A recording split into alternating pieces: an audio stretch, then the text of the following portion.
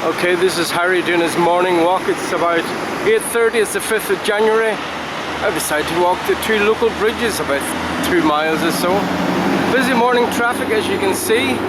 Everybody's trying to get off to work. Silly people.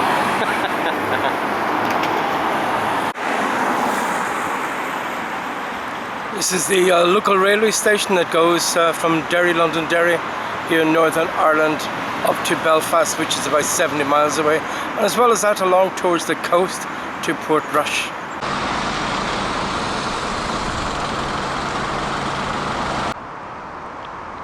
Well, this is Derry first thing in the morning. It's just getting a little bit light here, about 8:35 a.m. Just going to take a walk, a stroll over the Craigavon Bridge, which is ahead of us. It's a double bridge, goes back about 100 odd years. Possibly the only double bridge in Europe way back then that carried both up and down vehicles. Okay, I'll be walking across the underside of Craigavon Bridge. It was named after Lord Craigavon way back in the days.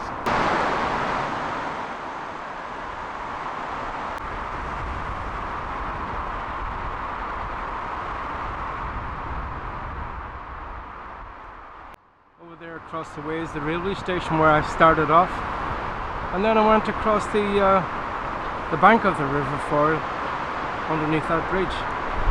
It's only a stroll really, I'm not walking too fast. I guess it took me 10 minutes. Starting to spit on my face. Are we going to get a touch of the wet stuff?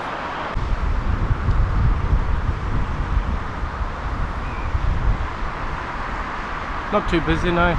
People that's gone to work are possibly in work at this time. 10 to 9 in the morning.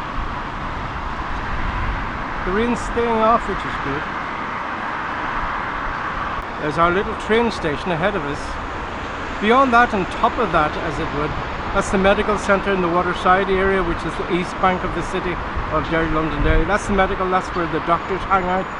That's if you've got a bad cold or whatever, you go in there, ring up at 8:30 in the morning, you're bound to see someone before 10 o'clock. Try beating that. Okay, health service, first class. This post that takes you back at the time of the emigration, about 1845, 1847, after the Irish potato famine, where lots of people saved a few pennies up to get on a boat to take them to Newfoundland and all parts of America. Beyond that is the Ebrington Square. It was vacated by the army in the 70s, 80s. They were there for some time. Beyond that, before that, there was the Americans were there just after the war and during the war. It was a strategic point with the Battle of the Atlantic, where it was kind of the Republic of Ireland was neutral, but the Northern Ireland part of UK was still in the war with Germany. And all the U-boats that surrendered out in the Atlantic were all towed up just beyond that bridge. They lay there for about 20 years and then they were scrapped.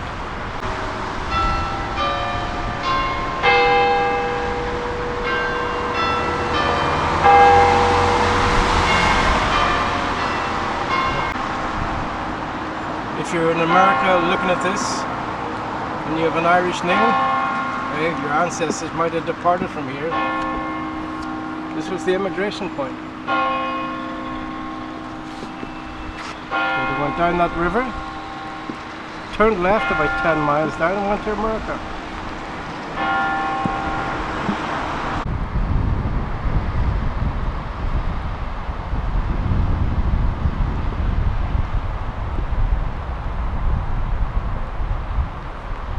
After 9 o'clock, and I'm the only one on the bridge. Give you an idea where I've been. I started off there on the bottom left hand side of your screen where the railway station is. Crossed over the bridge, which you can't see. Came up the other end, along the bank of the River Foyle, past the Guildhall, and along the Peace Bridge. This is the railway line that goes to Belfast. It also departs and you take another train further down the line where it goes to the beaches at Portrush, Port Stewart, etc. A lovely view for miles and miles over beaches, etc. It's gone through Eberlington Barracks. The statue of a seaman, just commemorating the Battle of the Atlantic. In memory of those from all nations who lost their lives in the Battle of the Atlantic, and in lasting tribute to the part played by the citizens of this city in the longest battle of the Second World War. As you can see, it's actually pelting down with the wet stuff. I'm getting absolutely soaked here. Someone's out for a jog, mad woman. When the British Army left these buildings at Eberlington Barracks here in the waterside of Derry, Londonderry, they pulled down a few old buildings, but this used to be where the helicopter would land when they did the surveillance of the city. But hey, lo and behold, during the summer months especially, they do open air concerts. The Beach Boys, Status Quo, we're all here. Radio 1's Great Weekend was all here. It's a bit too early for a drink, Harry. I thought you'd given it up. No, I said I'd have a drink outside the house. Well, I'm at the other side of the river, as you can see. River Foyle in front of us. Looks like a builder's yard. I was never one in favour of these big poles, but by all accounts, they light up when it comes to dark. All different colours. It's called Mute Meadows. Personally, I think it's a waste of time. It spoils the view of our great city.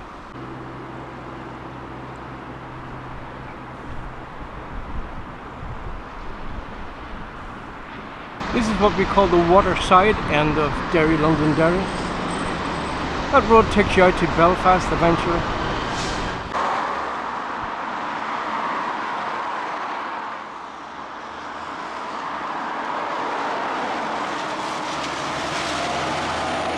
Okay, this is where we started off about 50 minutes ago. The lights just come up, but it's a very dull day here in Derry, Londonderry. The railway station in front of us, that old building on the right was originally closed down in the early 70s. It was a regional position for the railway. We're trying to get some money together to do it up again. Hopefully that will be the case. Okay, this is Harry B. Hopefully you'll listen to my Google the Swinging 60 show tomorrow night at 8 PM UK time. Or 20 dot GMT if you want to be fancy. Okay, classic oldies. Come into the chat room. There's a few weird people in there for sure. You will not be alone. Anyway, this is Harry and his walkabouts. Wishing you a good day wherever you are. May your God go with you.